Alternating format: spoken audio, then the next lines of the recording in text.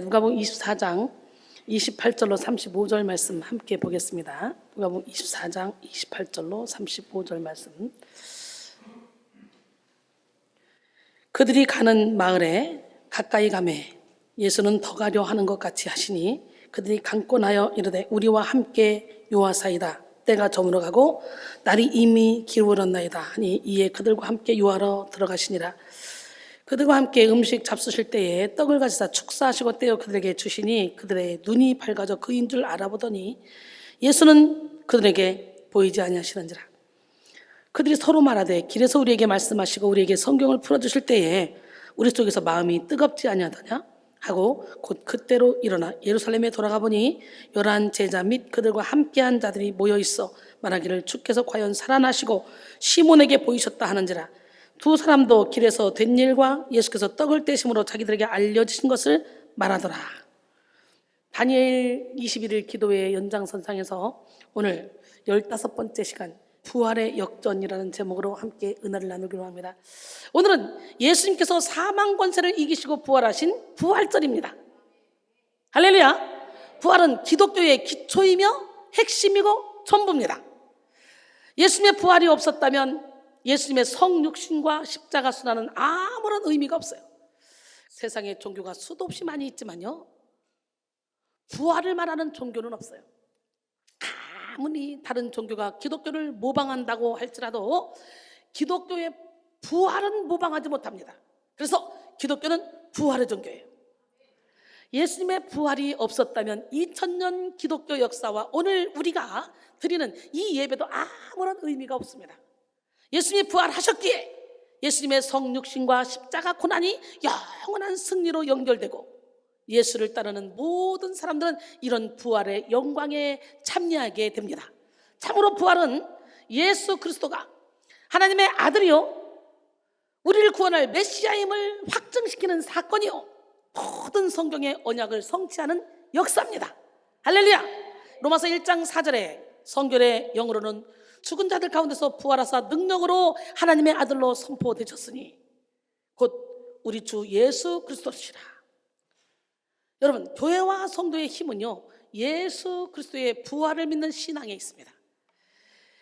부활은 기독교의 절대적인 권능이요 핵심적인 본질입니다. 부활을 할 때 절대적인 진리를 알게 되고 부활을 믿을 때 절대적인 권능을 누릴 수 있으며 부활을 체험할 때 우리는 절대적인 기쁨을 만끽할 수가 있습니다. 할렐루야. 이 세상에 죽음을 이기는 권능보다 더 큰 권능이 어디 있겠습니까?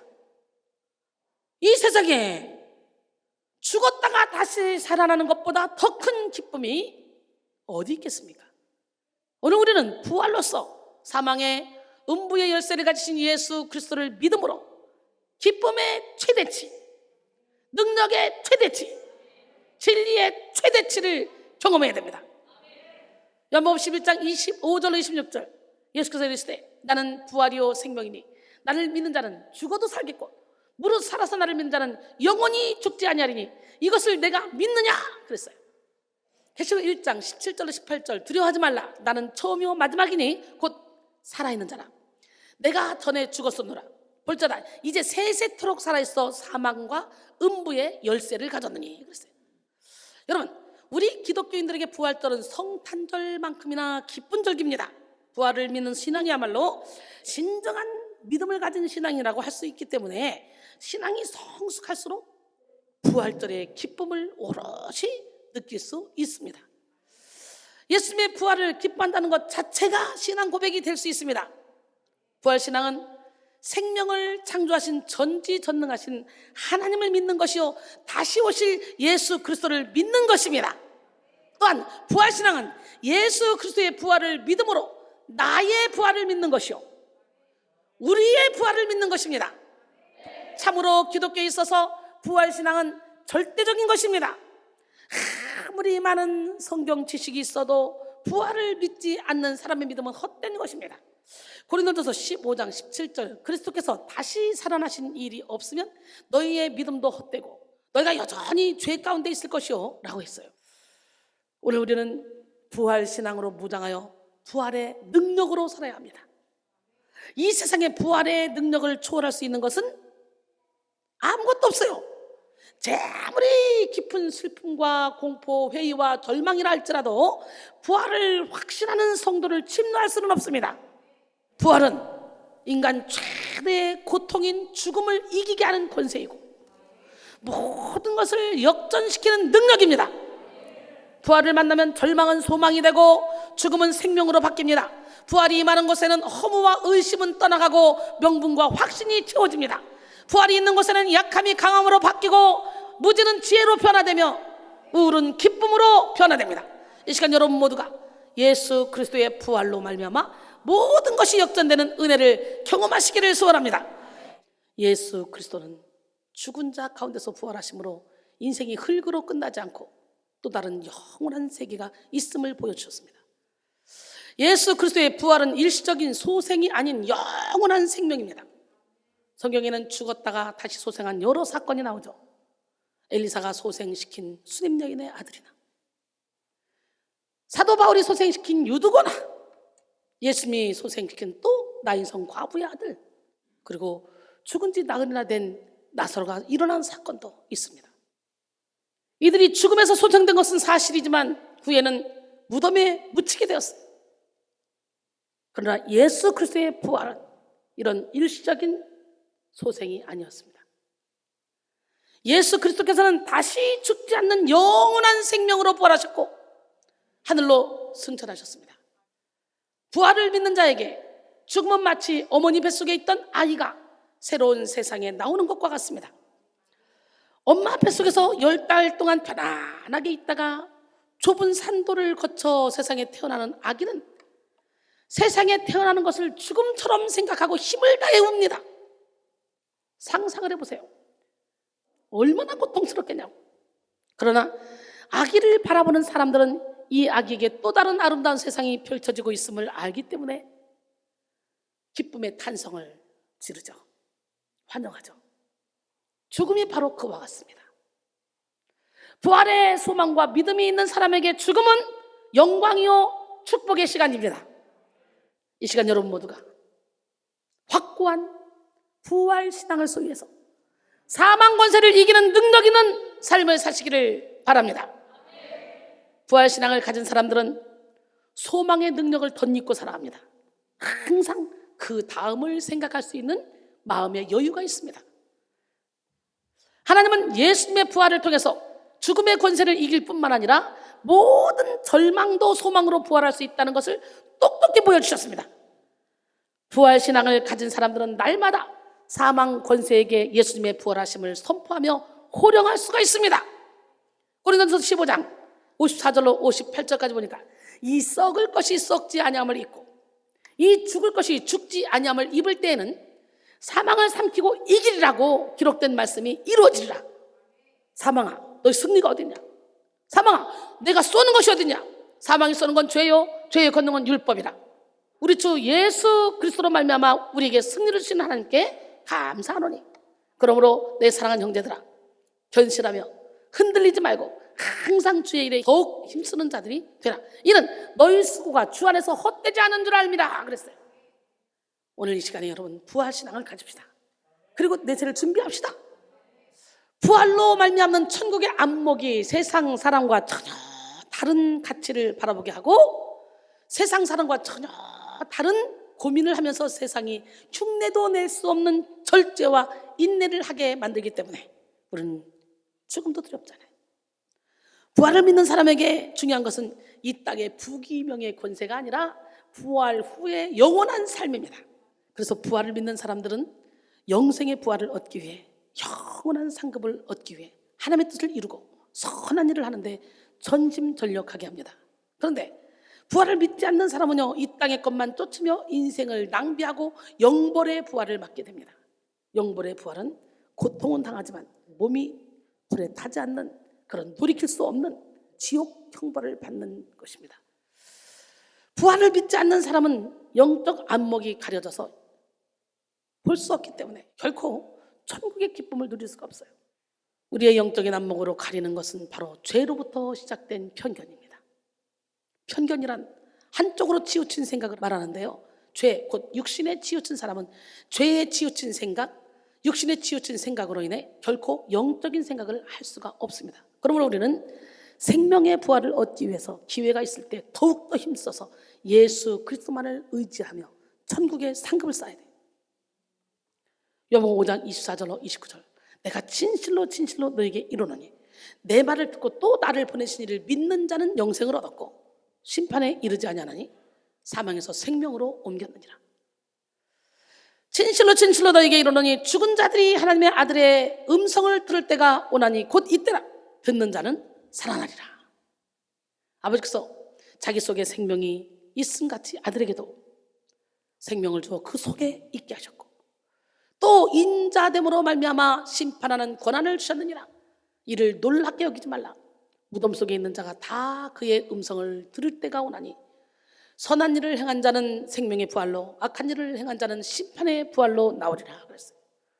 부활을 믿는 사람에게는 영의 눈이 열립니다. 부활을 확신할수록 우리는 천국 안목을 가지고 내세를 준비하며 살게 됩니다. 부활로 말미암는 이 천국의 안목이 세상 사람과 전혀 다른 가치를 바라보게 하고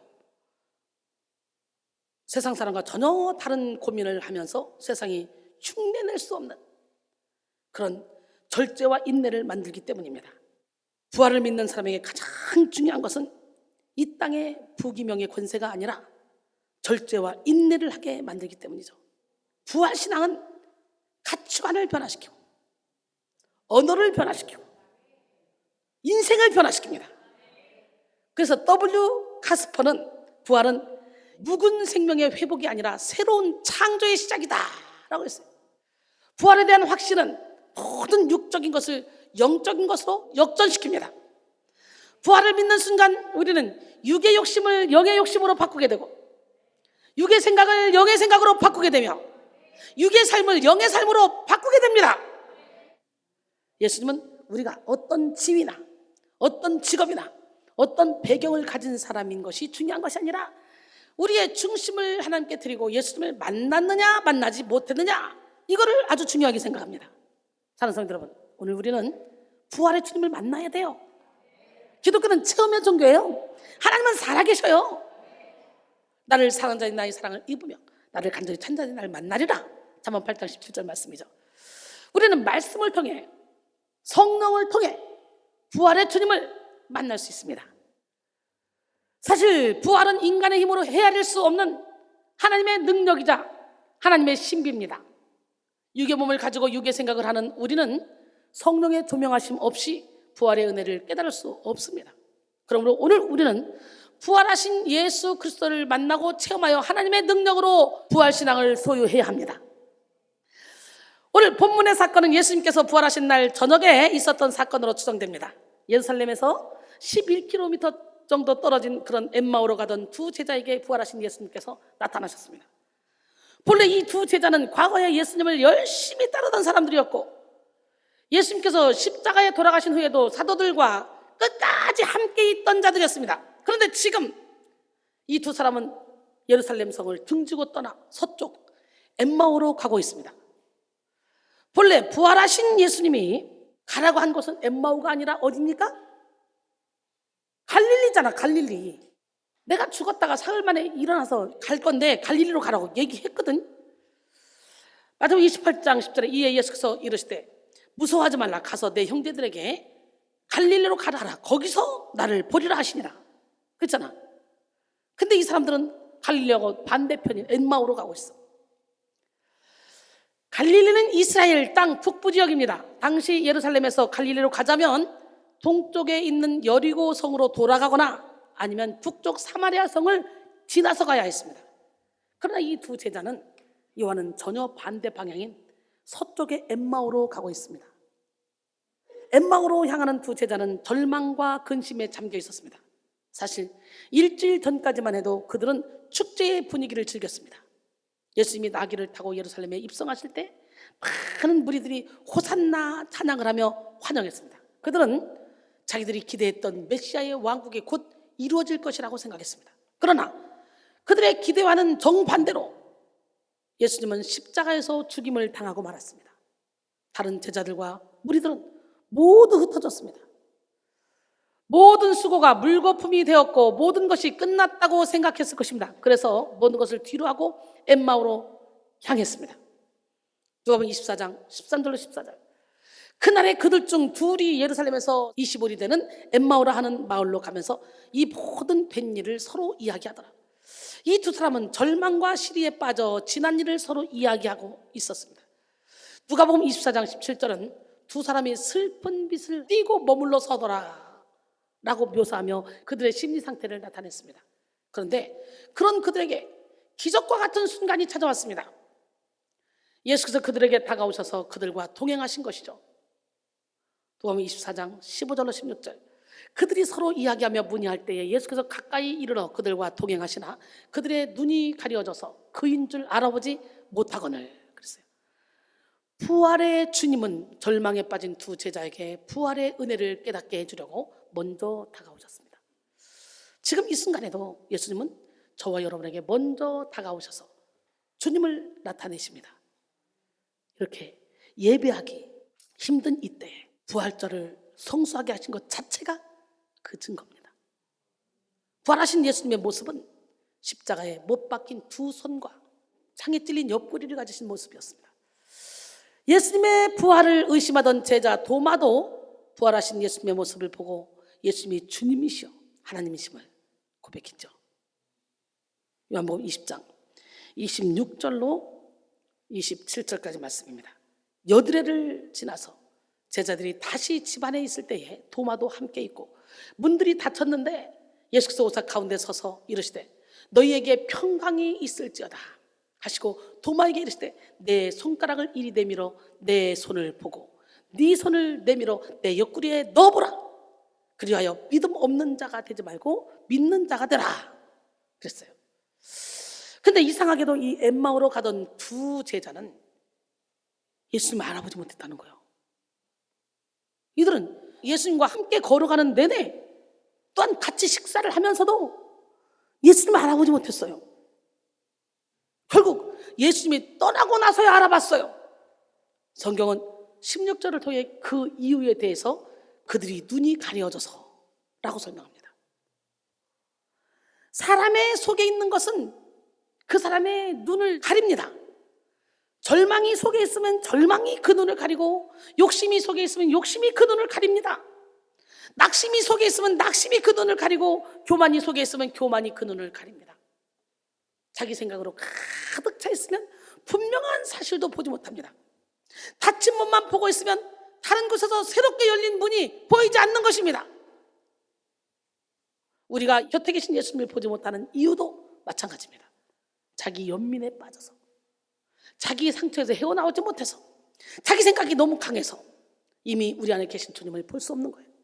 그러므로 오늘 우리는 우리의 눈을 가리는 죄성을 십자가에 확 못 박고 눈을 밝혀야 돼요. 사실 두 제자는 예수님의 부활 외에는 예수님에 대해 거의 모든 것을 다 안다고 할 정도로 박식했습니다. 그들은 그들에게 다가온 예수님이 무슨 일이냐고 물으시니까 다음과 같이 구체적으로 말했습니다. 누가복음 24장 19절로 24절. 이르시되 무슨 일이냐? 이르되 나사렛 예수의 일이니 그는 하나님과 모든 백성 앞에서 말과 일에 능하신 선자이거늘. 우리 대제사장들과 관리들이 사형 판결에 넘겨주어 십자가에 못 박았느니라. 우리는 이 사람이 이스라엘을 속량할 자라고 바라노라. 이뿐 아니라 이 일이 일어난 지가 사흘째요. 또한 우리 중에 어떤 여자들이 우리로 놀라게 했으니 이는 그들이 새벽에 무덤에 갔다가 그의 시체는 보지 못하고 와서 그가 살아나셨다 하는 천사들의 나타남을 보았다미라. 또 우리와 함께 한 자 중에 두어 사람이 무덤에 가 과연 여자들이 말한 바와 같음을 보았으나 예수는 보지 못하였느니라 하시거늘 그랬어요. 두 제자에게 예수님은 말과 일에 능하신 선지자였지만 부활의 주는 아니었어요. 부활의 소식은 들었지만 부활을 믿지는 못했어요. 그래서 그들은 자신의 뜻대로 되지 않으니 절망했고 죽음의 두려움에 넘어졌습니다. 하지만 부활의 주이신 예수님은 그들에게 다가오셨고 그들에게 더디 믿는 믿음을 책망하시며 친히 말씀을 설명해 주셨습니다. 누가복음 24장 25절로 27절. 이랬을 때 미련하고 선자들이 말한 모든 것을 마음에 더디 믿는 자들이여, 그리스도가 이런 고난을 받고 자기의 영광에 들어가야 할 것이 아니냐 하시고, 이에 모세와 모든 선자의 글로 시작하여 모든 성경에 쓴 바 자기에게 관한 것을 자세히 설명하시니라. 부활신앙을 가지기 위해서는 미련한 마음과 말씀을 더디 믿는 그런 악을 버려야 돼. 미련한 마음은 마귀가 뿌려놓은 의심에 쉽게 흔들리고, 더디 믿는 악한 마음은 끊임없이 하나님을 대적합니다. 오늘 우리는 부활의 주를 만나기 위해 우리 안에 모든 악심을 버리고 죄성을 가진 자아를 다 죽여야 합니다. 가난한 심령으로 말씀으로 역사하시는 부활의 주님을 만나시기를 소원합니다. 할렐루야. 부활의 주님은 어제나 오늘이나 영원토록 동일하십니다. 성 어거스틴을 뜨거운 눈물의 회개로 주님께 돌아오게 했던 분이 바로 로마서 말씀을 통해서 말씀하셨던 부활의 주님입니다. 루터가 비텐베르크의 한 고탑에서 믿음으로 말미암아 의롭게 된다는 이신증의의 진리를 깨달음으로 천국을 향하는 문이 확 열리게 했던 분도 로마서 말씀을 통해서 말씀하시던 부활의 주님이십니다. 올더 스케이트의 한 집회에서 존 웨슬리의 심령을 뜨겁게 했던 것은 바로 부활하신 예수님의 영, 하나님의 말씀이었습니다. 주님은 오늘도 말씀으로 부활을 보여주시는 분이라는 걸 우리는 깨달아야 돼요. 말씀의 영으로 역사하시는 부활의 주님을 체험하는 우리 모두가 되기를 바랍니다. 시편 119편 25절로 28절.